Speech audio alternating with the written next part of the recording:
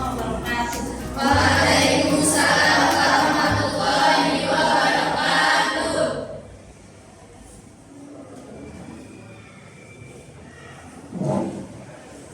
Sebelum kita mulai pembelajaran pada siang hari ini, alangkah baiknya kalau kita berdoa bersama terlebih dahulu. Untuk berdoanya silakan disiapkan terlebih dahulu. Dengan bersiap doa mulai. Bismillahirrahmanirrahim. Amin ya rabbal alamin. Baik, ada yang udah masuk hari ini? Alhamdulillah, masya Allah biasa ya. Minggu kemarin ini, minggu ini sudah tinggi. Baik, sehat semuanya? Alhamdulillah. Ya, kita lanjutkan ya. Materi minggu kemarin itu yang kita sudah memasuki materi membangun bangsa melalui perilaku taat, kompetisi dalam permainan dan etos kerja. Nah, coba untuk materi minggu kemarin, kalian masih ingat nggak materinya apa? Coba yang masih ingat? Oke, silakan. Mulai. Pertama dari baca indah, Al-Nisa 3, kalian juga ayat 8 dan surat At-Taubah ayat 9. Siap, betul sekali. Membaca indah yang Quran surat An-Nisa, Al-Maidah sama Taubah ya. Oke, ada yang mau menambahkan? Oke, silakan Umi. Ya. Ya, metode tilawat dan metode murotal sangat bagus. Masih ada lagi? Oke, silakan.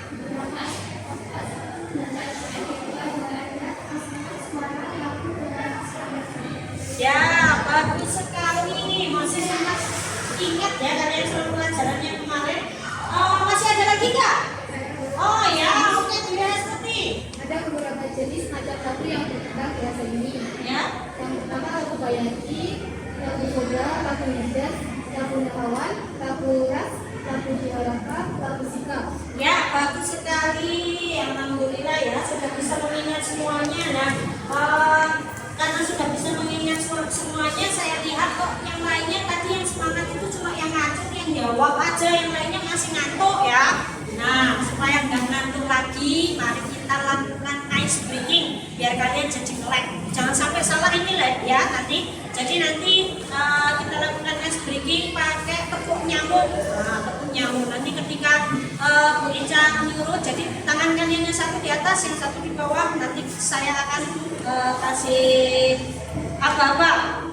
Jangan sampai salah. Kalau nepuknya ke kanan harus ke kanan, ke kiri harus ke kiri. Kalau ke tepuk ke tangannya sendiri ya berarti tepuk tangannya sendiri. Gitu ya. Jangan sampai salah. Siap ya? Jangan lupa nanti yang ditepuk berdiri. Terus kemudian tempet biar yang nanti bisa tepuk tangannya ke tangan sampingnya. Nah, jadi nanti kalau ke kanan berarti kamu nepuk tangan dari temenmu ya, temenmu yang sebelah kanan. Kalau ke kiri berarti tepuk ya kirinya temenmu. Jangan sampai salah, tepuk sendiri baru sendiri. Jangan jauh-jauh, aku mendekat, kamu mendekat sama Cak. Set. Nah, jadi dua. Oke, siap ya. Nanti kalau yang salah suruh ngapain?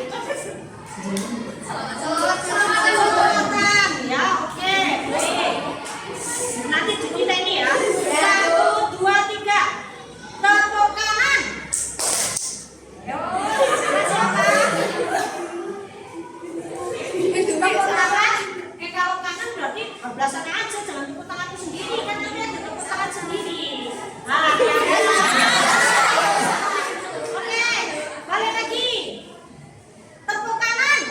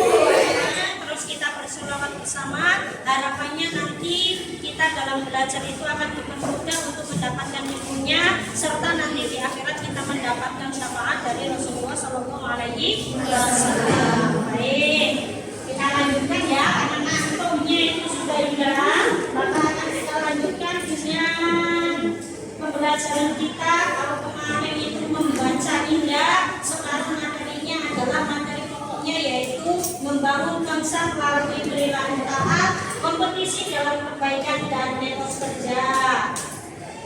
Nah, itu untuk kompetensi dasar dan indikator pencapaian kompetensinya adalah sebagai berikut. Nah, kalau untuk materi kali ini itu yang akan kita bahas adalah yang pada kompetensi dasar 3.1, yaitu menganalisa makna Quran surat Al-Maidah, Quran surat An-Nisa, dan juga Quran surat At-Taubah, serta hadis tentang taat aturan, kompetisi dalam kebaikan dan etos kerja.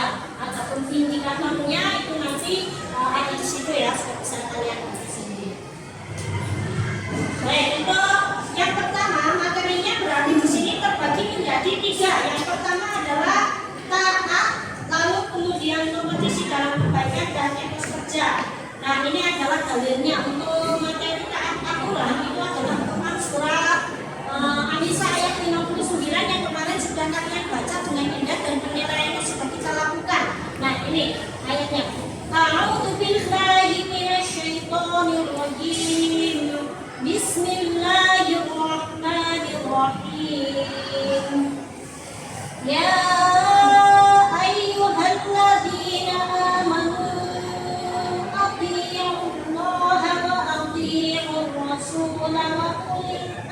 منكم فإن تنازعتم في شيء فردوه إلى الله والرسول إن كنتم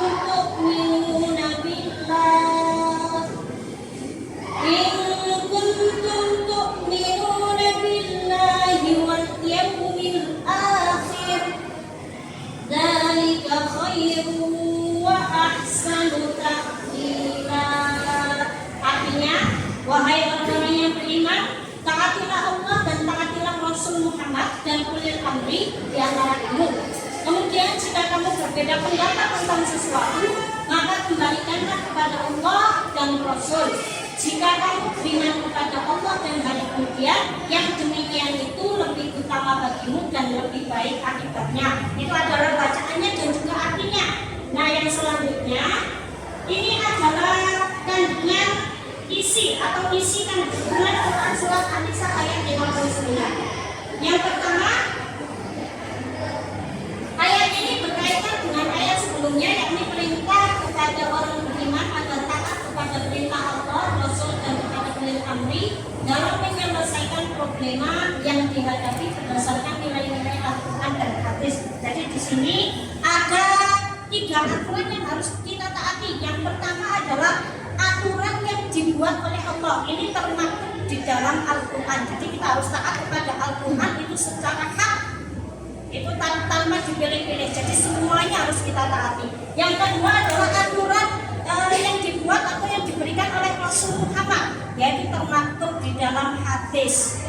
Ya, yang sudah sering kan mendengar tentang Al-Quran dan hadis. Lalu yang terakhir adalah aturan yang dibuat oleh ulil amri, ya. Jadi kita akan bahas siapa sih ulil amri, tapi nanti kita bahas dulu tentang isi kandungannya. Lalu isi kandungan yang kedua, mentaati perintah Rasul, baik perintah mengamalkan maupun meninggalkan larangan, karena perintahnya merupakan perwujudan dari perintah Allah. Jadi kita harus mentaati semua perintah Rasul tanpa kecuali. Kenapa? Karena hakikatnya perintah Rasul itu juga adalah perwujudan dari perintah Allah. Kenapa? Karena apa yang diperintahkan oleh Rasul itu hakikatnya itu didasarkan pada wahyu yang diturunkan Allah kepada Rasul itu. Jadi harus ditaati tanpa kecuali. Gak usah khawatir kalau di situ ada salahnya atau tidak, karena di situ nggak mungkin salah. Kenapa? Karena Allah sendiri yang memberikan wahyu. Lalu yang ketiga, mematuhi juga aturan atau ketentuan yang ditetapkan oleh ulil amri, yaitu orang-orang yang memegang kekuasaan di antara kamu atau mereka yang berwenang menangani urusan kamu dengan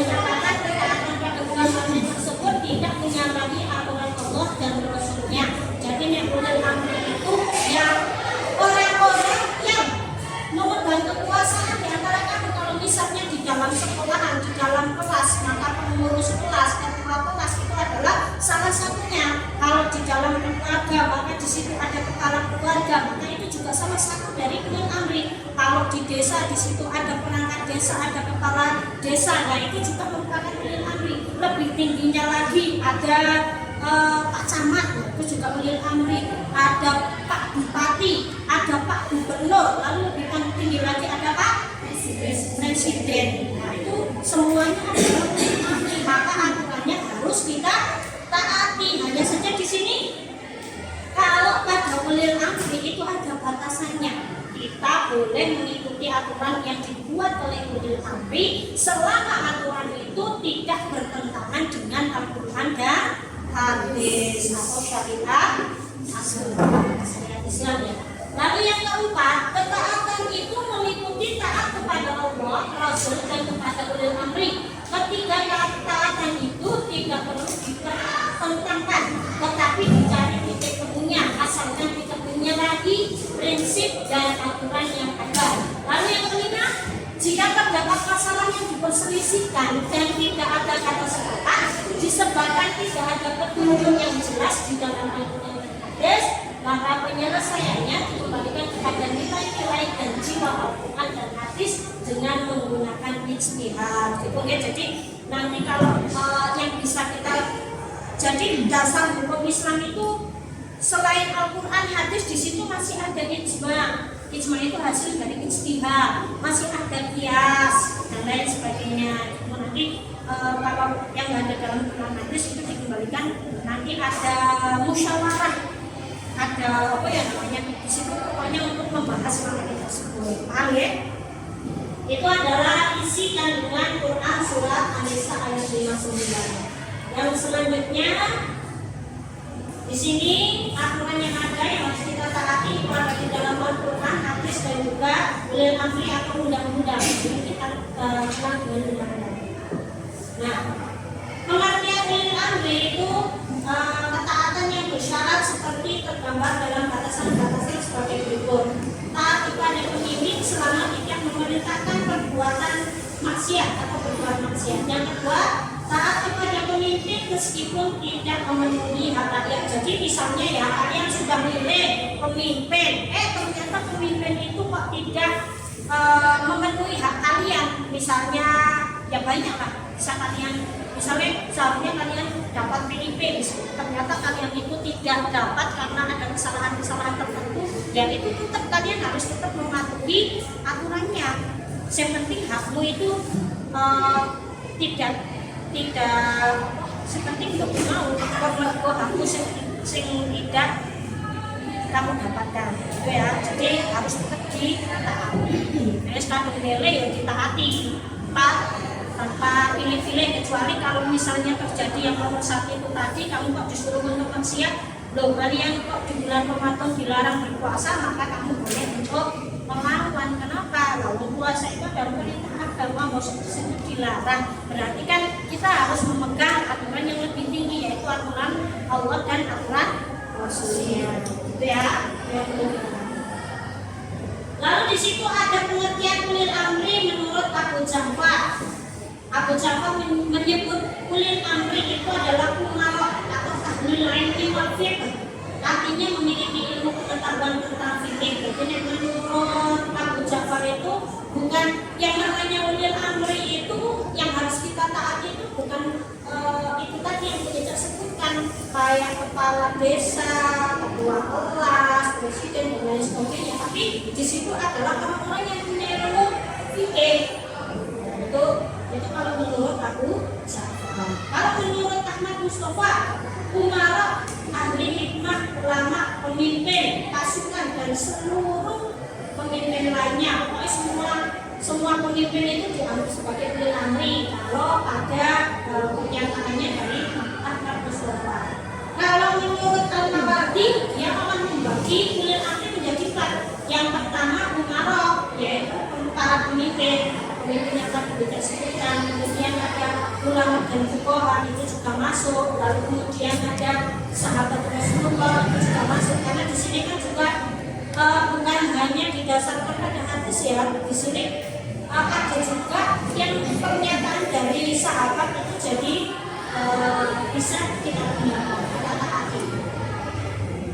Oke, lalu di situ ada Abu Bakar dan lalu kemudian yang selanjutnya tentang kompetisi dalam kebaikan kemarin sudah dibaca ya. Artinya silakan kalian baca di situ.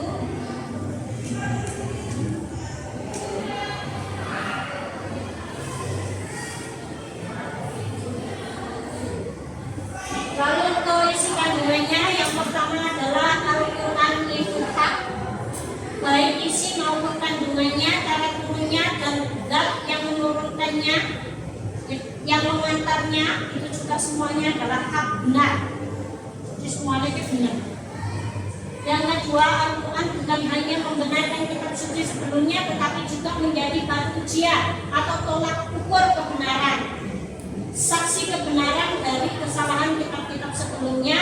Sebab itu putuskan perkara sesuai petunjuk Allah dan jangan sampai mengikuti hawa nafsu. Jadi Al-Quran itu juga menunjukkan kesalahan yang ada pada kitab-kitab yang sebelumnya, bahkan itu lagi membenarkan.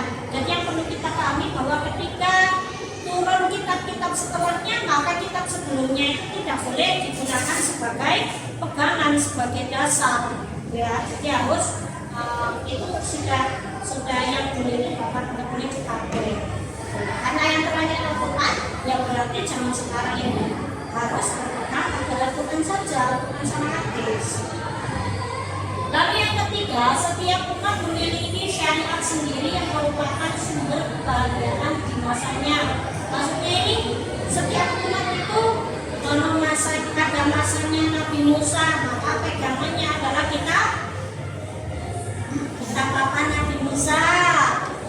Antum lagi kitab Taurat. Terus yang kedua ada Nabi Dawud, kitabnya apa? Zabur. Bagus ya, tapi ini kalau kitab Zabur itu dia nggak punya syariat yang baru, syariatnya masih pakai syariatnya Nabi Musa. Nah, kemudian ada kitab Injil diturunkan kepada Nabi Isa. Yang terakhir adalah kitab Al-Quran diturunkan kepada Nabi Muhammad. Nah, semua kitab-kitab itu adalah pegangan bagi umatnya sendiri-sendiri. Nah, itu kenapa? Karena hakikatnya itu ya sesuai dengan perkembangannya. Ya, untuk kitab-kitab itu diturunkan sesuai dengan perkembangan dari umatnya. Oke, lalu sekarang nomor berapa ini? Yang keempat ya. Yang keempat, bagi setiap umat ada kiblatnya sendiri sesuai kecenderungan atau keyakinan masing-masing. Kalau mereka dengan memarah itu bertujuan untuk mencapai kebajikan, maka kita sebagai umat Islam hendaklah berlomba-lomba dalam kebajikan, bahkan melebihi mereka. Tuh, maksudnya ini.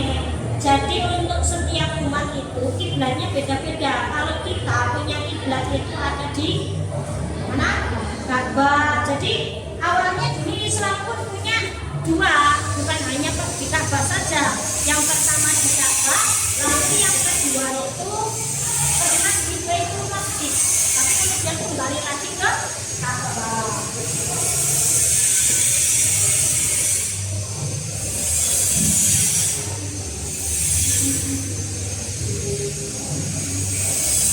Lalu kemudian yang selanjutnya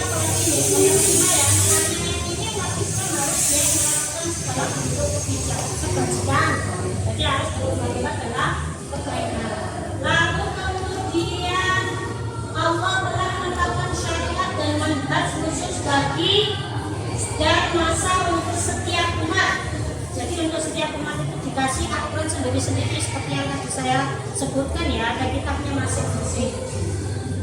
Lalu kemudian Allah tidak menghendaki menjadikan semua manusia satu umat, satu pendapat dan satu kecenderungan, bahkan satu agama. Jadi gini, Allah itu membuat manusia, menciptakan manusia itu tidak hanya dijadikan satu umat, dari orang mukmin agamanya Islam semuanya itu enggak, tapi macam-macam pendapat mereka juga sendiri-sendiri dan itu dihormati gitu loh. Ya. Terus kemudian nomor berapa? Nah, yang ada Allah telah menetapkan hukum tadi. Yang kedua Oh, enggak. Terus enggak. Melalui kebebasan memilih ini manusia didorong untuk berlomba-lomba dalam kebaikan sehingga muncul ide, gagasan dan kreativitas baru. Lalu kemudian yang jika terjadi perselisihan, carilah solusi yang terbaik untuk semua. Jangan berputar pada perbedaan. Jadi untuk mencari solusi, ya jangan hanya hidup dalam perbedaan itu, terus perputaran itu enggak.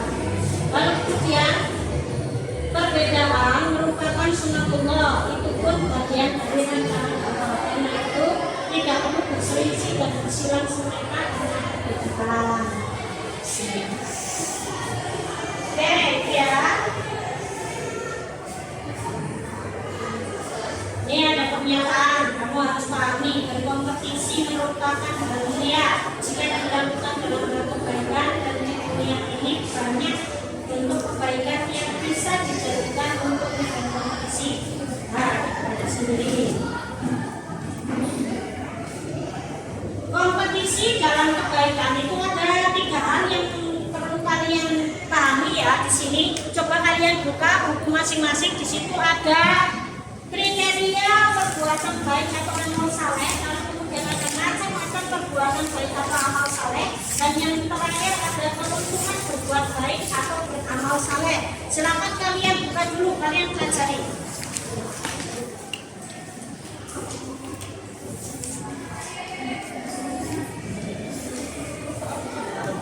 Oke, sudah ya? Baik, kita lanjutkan. Nah, ini kompetisi dalam kehidupannya. Sekarang langsung ke etos kerja, yaitu Quran surat At-Taubah ayat 105. Kemarin sudah dibaca dan juga dipahami artinya ya. Nah, ini isi kandungannya itu gampang sebenarnya kalau kita sudah hafal ayatnya, nanti artinya, nah itu gampang. Wa qul i'malu fasayarallahu 'amalakum wa saturadduna ila alimil ghaibi wasyahadati fayunabbi'ukum bima kuntum ta'malun. Jadi kita itu silakan kamu bertingkah laku seperti apapun terserah. Wa qul i'malu fasayarallahu 'amalakum wa rasuluhu wal mu'minun. Dan nanti di akhirat kita itu akan apa yang kita lakukan itu nanti akan ditunjukkan di akhiratnya. Kalau kita berbuat baik, ya nanti yang terlihat baiknya. Kalau nanti kita berbuat jahat, maka juga nanti akan diperlihatkan kepada Rasul dan juga orang-orang Islam. Makanya kalau kita berbuat harus yang baik-baik. Kalau kamu nggak percaya, ini seperti ini saja ya, materi itu bisa kita lihat, kita bisa melihat. Tadi ada video, nanti ada video kamu juga bisa lihat. Begitu juga dengan nanti ketika kita dibangkitkan di padang mahsyar, nanti akan ditunjukkan perilaku kita. Yang nonton itu semuanya Rasul dan juga orang-orang mukmin yang lainnya. Wasaduruna ila alimil ghaibi wasyahadati fayunabbi'ukum bima kuntum ta'malun. Dan kita itu akan dikembalikan kepada Allah yang Maha mengetahui yang gaib dan yang nyata, lalu diberitahukan kepada kita apa yang dulu kita kerjakan. Kita mau seperti tadi itu, kita akan dikembalikan kepada Allah. Nah, Allah itu Maha mengetahui, tahu mana bahkan apa yang kamu lakukan, apa yang kamu niatkan, Allah juga tahu. Jadi ya sebaiknya kita lakukan kebaikan, kita niatkan juga dengan kebaikan, gitu ya. Ini isi kandungan dari At-Taubah ayat 105. Oke. Jadi silakan kalian buka kembali bukunya, lihat kembali bukunya. Di situ ada etos kerja. Lalu ada perilaku etos kerja Islam. Jadi etos kerja itu sama dengan semangat bekerja ya. Nah, di sini etos kerja Islam itu etos kerja yang sesuai dengan Islam.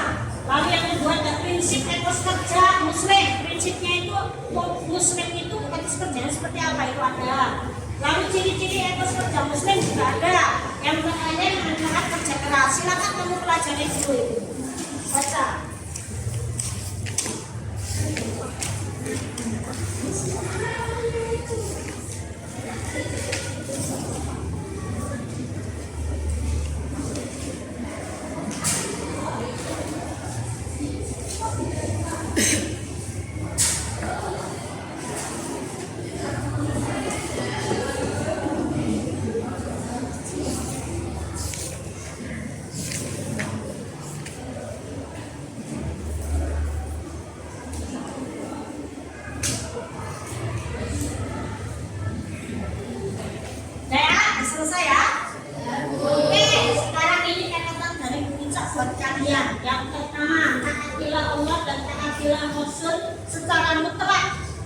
Kemudian taatilah pemimpin selama pemimpin itu tidak melanggar syariat Islam.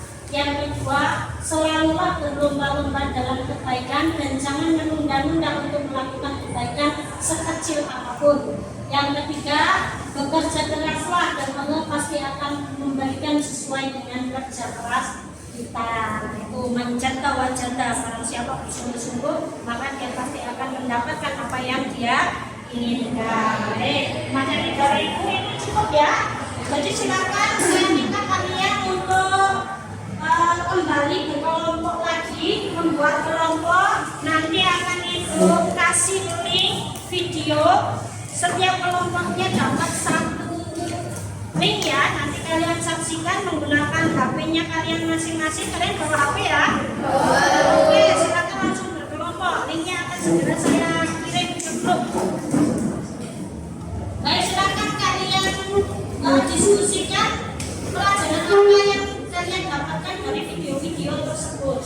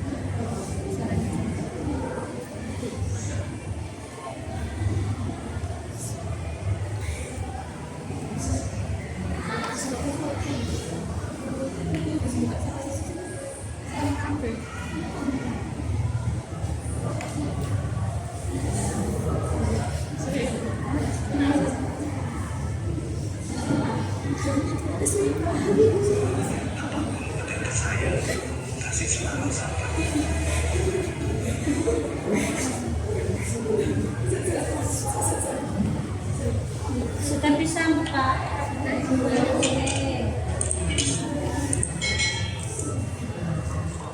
Hidup adalah kompetisi, bukan hanya untuk menjadi yang terbaik, tapi juga kompetisi untuk meraih cita-cita yang diinginkan. Namun sayang, banyak orang yang terjebak pada kompetisi semu yang hanya memperolehkan syahwat atau duniawi dan jauh dari suasana rohani. Kompetisi harta kekayaan, kompetisi usaha pekerjaan, kompetisi jabatan kedudukan, dan kompetisi lainnya, semuanya adalah kompetisi semu yang indah menggoda tetapi sesungguhnya tiada. Oke, sudah selesai belum diskusinya? Sudah. Oh, yang kelompok satu belum diselesaikan ya?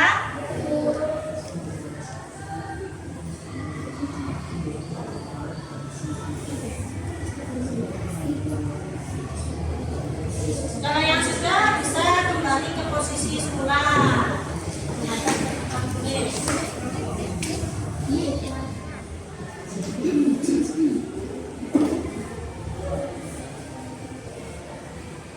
Baik, sepertinya sudah selesai semua ya. Tadi di situ ada 3 video. Nah, juga ada 3 kelompok diskusi. Maka sekarang saya minta perwakilan tadi seperti kemarin minggu lalu, 2 orang untuk memaparkan hasil diskusinya. Baik, untuk kelompok 1 silakan siapa yang mewakili bisa maju.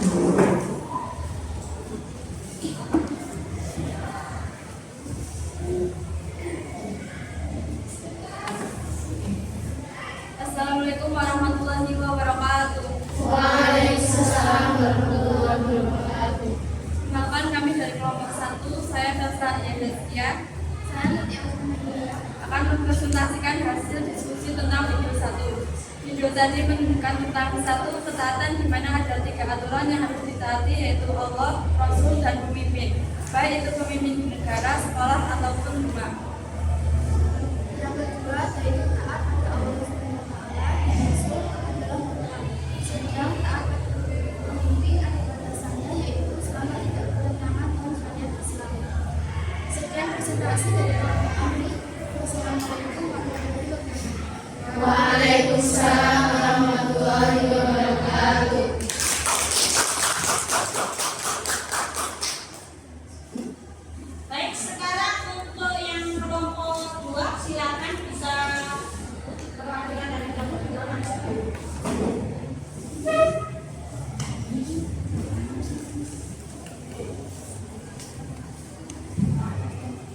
Assalamualaikum warahmatullahi wabarakatuh.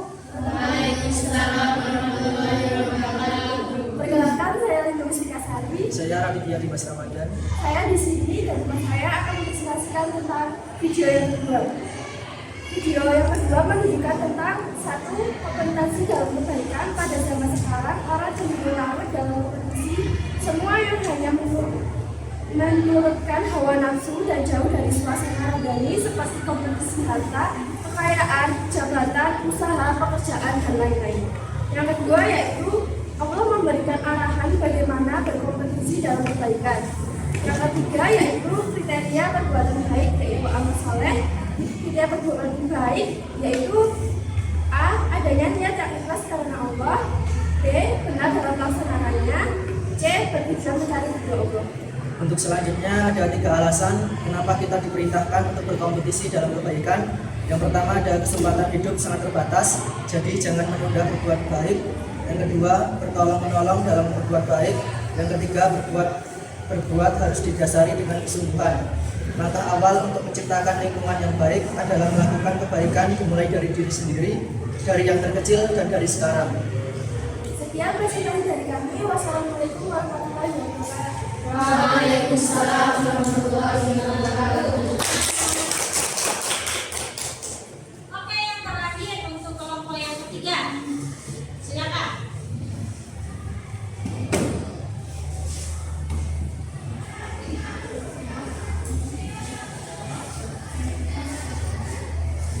Assalamualaikum warahmatullahi wabarakatuh.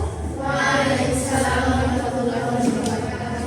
Kami perwakilan dari kelompok 3 untuk menyampaikan hasil diskusi kami.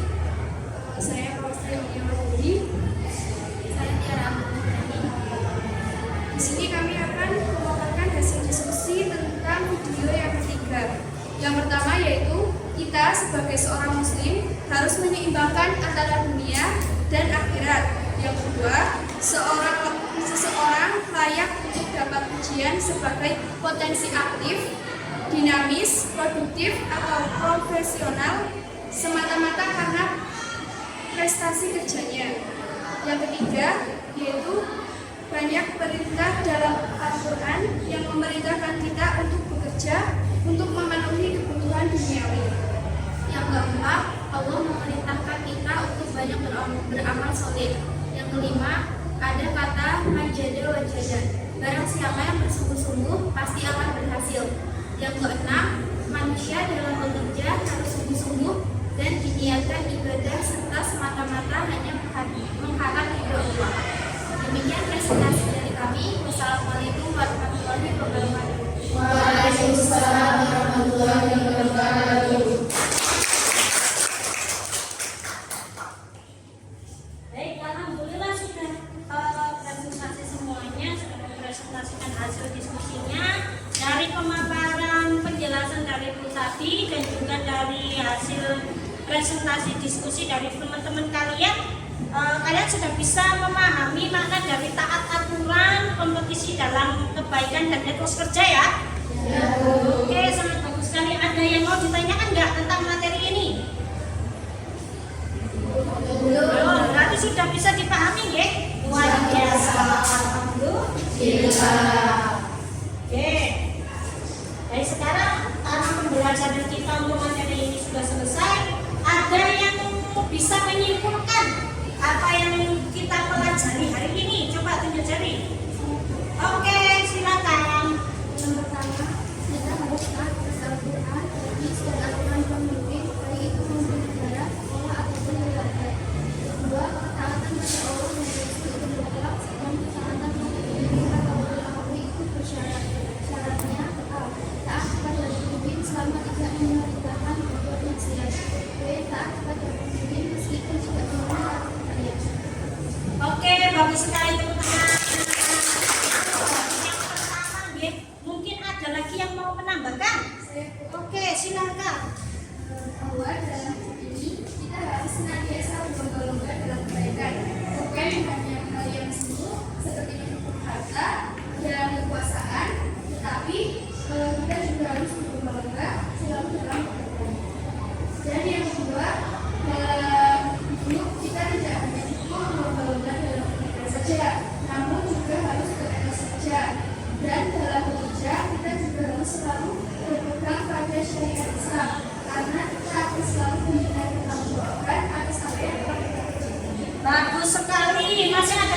Ada lagi yang mau menambahkan?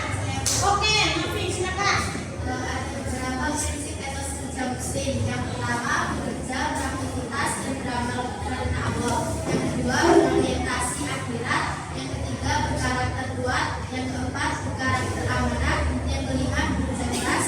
Yang keenam, bekerja cerdas. Citra umat Islam yang belum baik di mata umat lain, semestinya mengadu semangat umat Islam untuk meningkatkan kerja keras atau etos kerja dan kerja cerdasnya, sehingga kondisinya semakin baik dan lebih baik lagi. Alhamdulillah. Ada lagi yang mau menambahkan?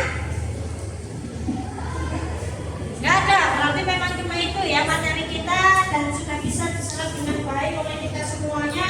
Baik, tepuk tangan untuk kita semua. Atau enggak?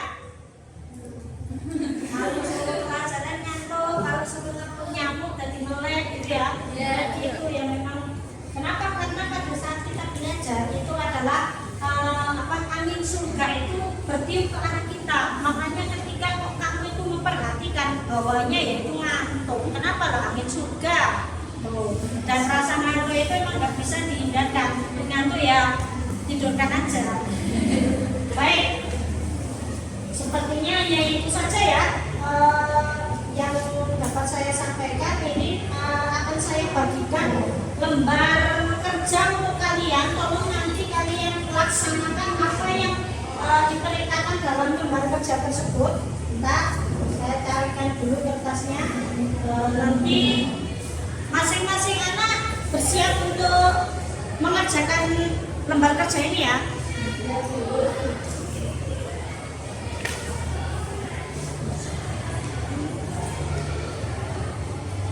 Baik, silakan dikerjakan. Saya beri waktu 30 menit untuk mengerjakannya. Oke, sudah selesai ya? Ya, baik, dikumpulkan dulu. Sini dikumpulkan. Itu aja yang mengambil. Oke. Ya, sudah dikerjakan semuanya. Oke, biar sudah. Oh iya, semuanya sudah semua ini ya. Ada yang belum kumpulkan? Sudah semua. Oke, ini nanti biar dikoreksi, terus nanti saya beri penilaian untuk kalian. Alhamdulillah materi kita hari ini sudah selesai ya. Penilaian juga sudah dilaksanakan semua. Mudah-mudahan apa yang kita lakukan hari ini dapat menghasilkan ilmu yang bermanfaat untuk kita semuanya dan juga bermanfaat untuk masyarakat pada umumnya. Ibu yakin kalian semua sudah memahami materi kita siang hari ini, namun Ibu tetap akan menugaskan kalian untuk membuat resume. Jadi silakan kalian nanti tolong diresume materi membangun bangsa melalui perilaku taat, kompetisi dalam kebaikan dan etos kerja. Kenapa harus membuat resume? Supaya nanti paling tidak ketika kalian menulis itu sama dengan kalian belajar mengulang pelajaran yang tadi. Juga ketika nanti suatu hari kalian lupa, kalian bisa mengulangnya, membuka kembali catatan kalian, gitu ya. Baik, silakan. Nanti Ibu akan melihat hasil resume kalian minggu depan. Ya. Melalui WhatsApp atau langsung? Resumenya, resumenya ditulis tangan aja di buku, sehingga nanti minggu depan bisa akan melihat hasil resume kalian. Oke. Ada pertanyaan lagi tidak? Oke, pertanyaannya apa? Kopi, kan sudah dikasih tahu. Baik. Kayaknya Novi masih ngantuk ya? Iya. Ya, lapar. Oke, lapar. Di sini istirahat, makan ya. Oke, karena materinya sudah selesai, maka kita akhiri pembelajaran pada siang hari ini dengan doa bersama dipimpin oleh Ketua Kelas. Silakan ada atas Ketua. Dengan usia dan doa mulai.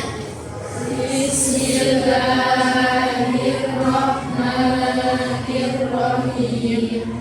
Allahumma arinal haqqa haqqan warzuqna ittiba'ah wa arinal batila batilan warzuqna ijtinabah. Amin ya rabbal alamin. Oke, apabila ada Kesalahan saya semacam berminta saya mohon maaf yang setulus-tulusnya. Sampai ketemu lagi minggu depan. Kita akhiri bila itu kita.